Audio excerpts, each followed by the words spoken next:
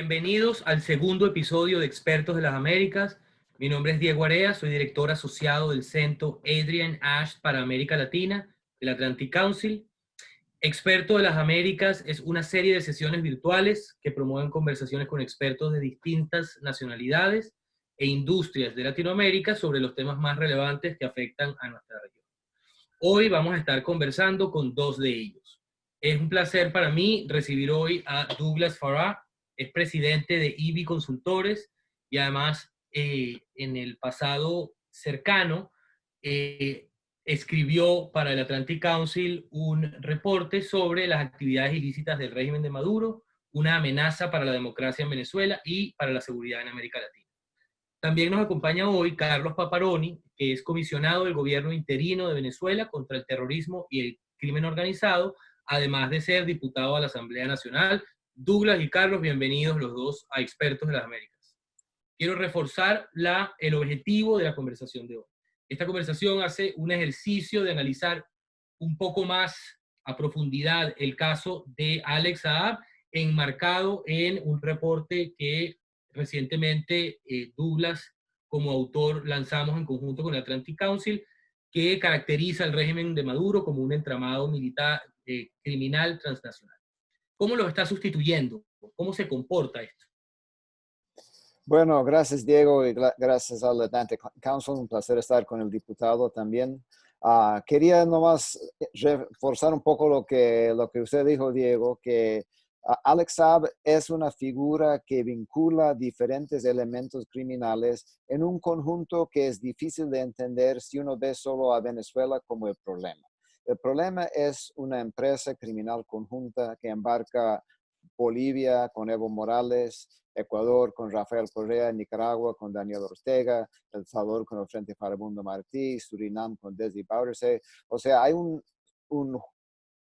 juego de países que están en la misma línea que Venezuela y que les da muchas oportunidades de ampliar su actividad criminal cuando se va cerrando las fuentes de ingresos, digamos, legítimos o de petróleo identificables. Entonces, lo que vemos en los últimos años, a la medida que el petróleo ha ido cayendo, primero el oro ilícito que está sacando el régimen, con la ayuda de las FARC, del ELN, bajo la protección y control territorial de grupos colombianos operando en Venezuela, sacando el oro al mercado internacional y pagando impuestos, digamos, o sus recursos al régimen de Nicolás Maduro. Segundo, lo que vemos es una narcotización aún más profunda de lo que se había visto antes, porque siempre las FARC ha estado comenzando con Hugo Chávez, pasando a la época de Maduro, en una alianza criminal en cuanto a la venta de cocaína en el mercado internacional.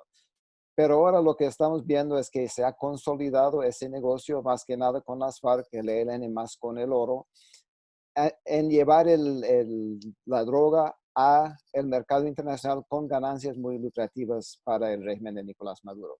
Y a la par de eso hay coltan, hay tráfico de armas, hay muchas otras fuentes de ingresos que no están dentro, digamos, de una economía lícita, muy difíciles de identificar, pero con las alianzas de otros estados criminalizados es donde se ve la ventaja que tiene Nicolás Maduro, además aprovechando la larga experiencia de gente como Alex Saab, que sabe manejarse con los iraníes. Y cuando fue arrestado, ¿quién fue a sacarlos? Los rusos, que ahí uno ve directamente la alianza Irán-Rusia con Nicolás Maduro.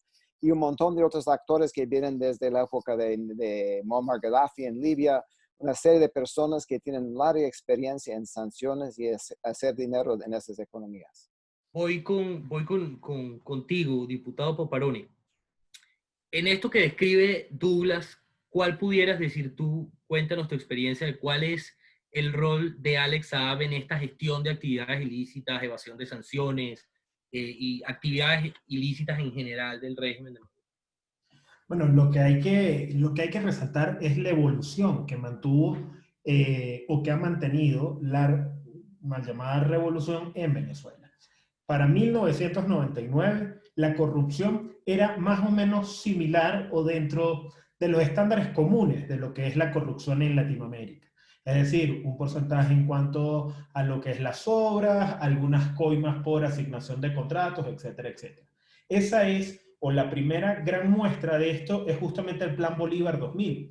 Luego tenemos otra etapa de quiebre y donde vemos que la corrupción tiene una mutación, que es en el año 2003. En el año 2003 comienza lo que es Cadivi y vemos cómo los militares comienzan a manejar fondos y a controlar recursos. Ya acá comienza a separarse un poco la corrupción y comienzan en el año 2003 a crearse estructuras fundamentalmente para la legitimación de capital.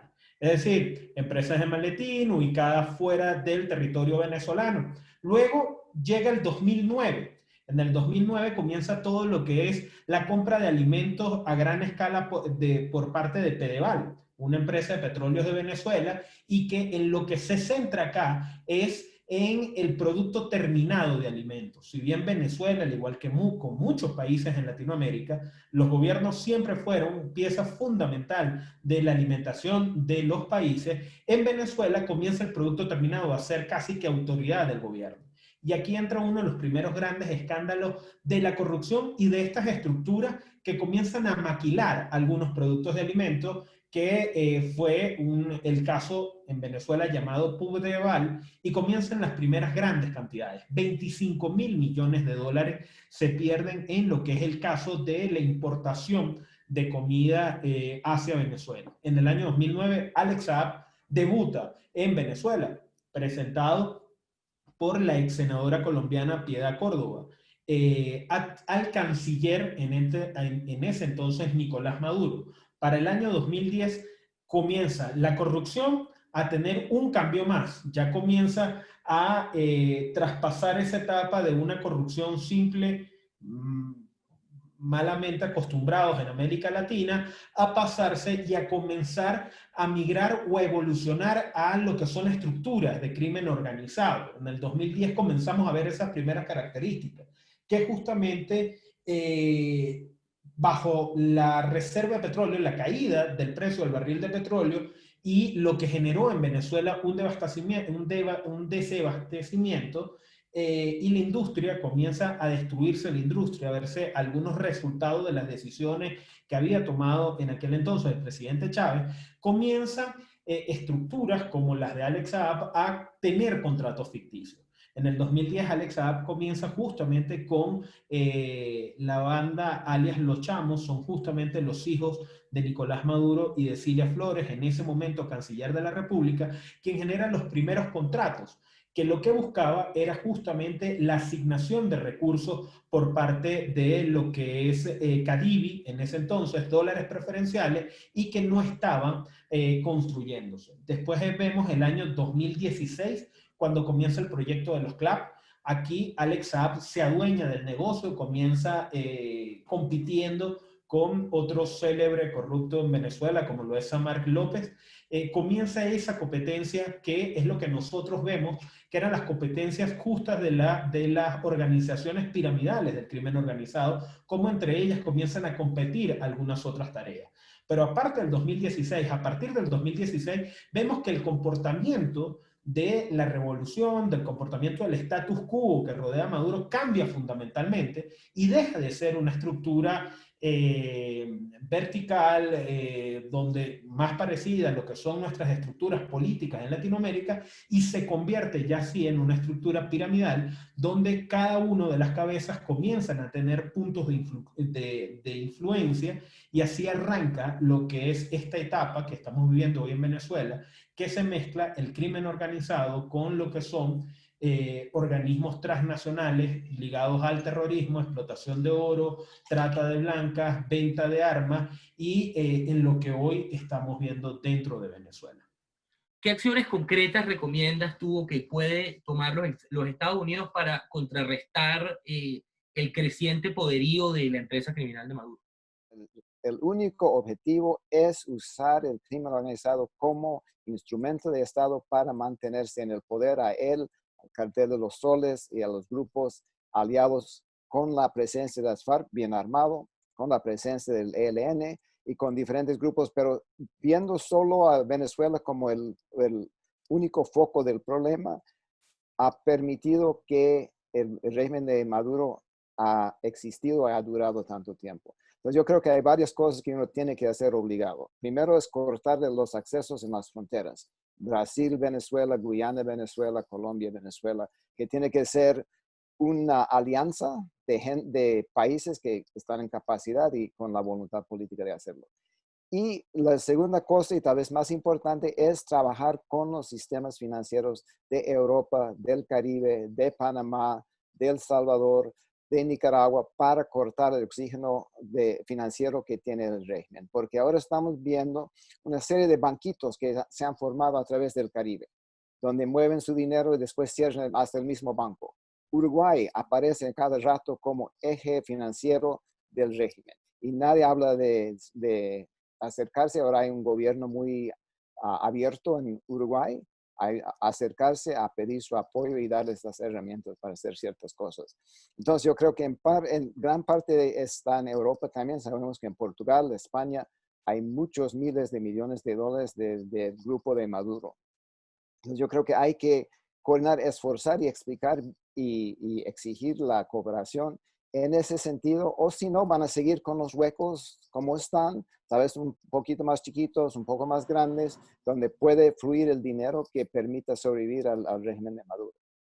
Me gustaría que explicaras un poco más, porque creo que la contranarrativa a esta narrativa que dice que en Venezuela hay una crisis económica por las sanciones, ¿cierto? Que está causada por las sanciones, sin duda tiene una implicación económica sobre el país, pero la causa y lo que está detrás, sin duda alguna, se dirige más hacia la profunda corrupción y el saqueo a una nación que ha habido en los últimos por lo menos 10 años. Entonces, en esa experiencia, me gustaría que compartas con nosotros y con quienes nos oyen cómo fue esa experiencia y el entendimiento de ese avance de Saab y las investigaciones en su contra. Bueno, fíjate, incluso parte de lo que veníamos explicando. El cambio que hubo en Venezuela y cómo mutó la corrupción desde 1999 hasta el día de hoy, en el año 2016 tiene una característica importante. Justamente por la falta de producción que existía en el país, después de varias políticas erradas, no solamente del presidente Chávez, sino ya de Nicolás Maduro, y del cómo la revolución llevó a esto, los dólares preferenciales, al igual que los recursos que entraban por petróleo, comenzaron a ser destinados teóricamente solo a medicinas y comida. Justamente en la medicina y la comida es que comenzaron todas estas grandes estructuras de corrupción y de lavado de dinero a hacer negocios. Cuando salió el programa de los CLAP, nos llamó la atención dos cosas fundamentales. Uno, el precio que pagaba el Estado venezolano por cada una de esas cajas llegó a estar rondando los $42 por cada caja, desde los $36 a $42 por caja. Automáticamente, cuando tú revisabas la caja CLAP y veías los productos, todos los productos, absolutamente todos los productos eran importados, la mayoría desde México para ese primer inicio como tal, dejando por fuera a lo que era la industria venezolana y nuestra producción nacional. Pero además, si íbamos a Walmart en México y compramos exactamente los mismos productos en las mismas presentaciones, los embargábamos en una caja, pagábamos el flete, el seguro y lo mandábamos a Venezuela, esa caja de comida nos costaba $10.11. Es decir, en el sobreprecio se estaban yendo prácticamente 4 veces más del costo real, más de 4 veces del costo real de cada una de esas cajas. ¿Cuáles son las recomendaciones que tú harías a los aliados europeos para seguir atacando a la empresa criminal de Maduro? Entonces yo creo que en este momento, con la criminalidad, con la crisis de los refugiados que ha afectado toda la región, con la crisis de violencia, con el problema de COVID-19, con todas las cosas, el entorno alrededor de Venezuela es peligrosísimo.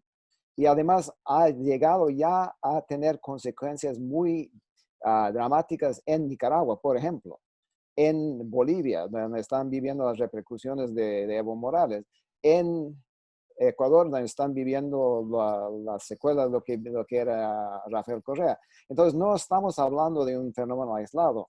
Y con lo que está pasando ahí, eso va a explotar aún más. Entonces, yo creo que con los europeos, como tú bien dices, tienen la sensibilidad de haber estado con ese problema de refugiados de Siria, de todas partes, ayudarnos a entender que ya no estamos hablando solo de cosas humanitarias o de gobiernos legítimos, estamos hablando de las consecuencias del crimen transnacional organizado, expulsando a millones de personas de su propio país y utilizando los sistemas bancarios de Europa para lavar su dinero. No es que ellos estén... Quiero cerrar pidiéndole, diputado, que nos dé que nos cuente un poco cuál es el rol de Irán. Hemos visto como en las últimas semanas y en los últimos meses se ha intensificado la relación, se ha profundizado la relación entre el régimen de Maduro e Irán, y cuáles son las implicaciones de esto para la seguridad en la región, y cómo lo ves. Hoy la presencia de Irán es apoyo técnico, es apoyo a través de redes de lavado de dinero como las que tiene Hezbollah, y es el intento de mantener una cabeza de playa en un continente que está más alejado. Es seguir tratando de tener un rol dentro de la geopolítica global que los permita a ellos llevar los resultados de la Guerra Santa de la cual hablaron hace muchísimos más años, y de la cual sirve para ocultar sus verdaderas relaciones, no solamente con el terrorismo, sino con el narcotráfico, la legitimación y el lavado de dinero transnacional. Muchas gracias, diputado. Muchísimas gracias, Douglas. Yo les agradezco a ambos por participar en este episodio de Líderes de las Américas. Seguimos trabajando para seguir alertando a la comunidad internacional. Les felicito por el trabajo que hacen cada uno, y seguiremos viendo qué sucede alrededor de nuestra región. Muchísimas gracias.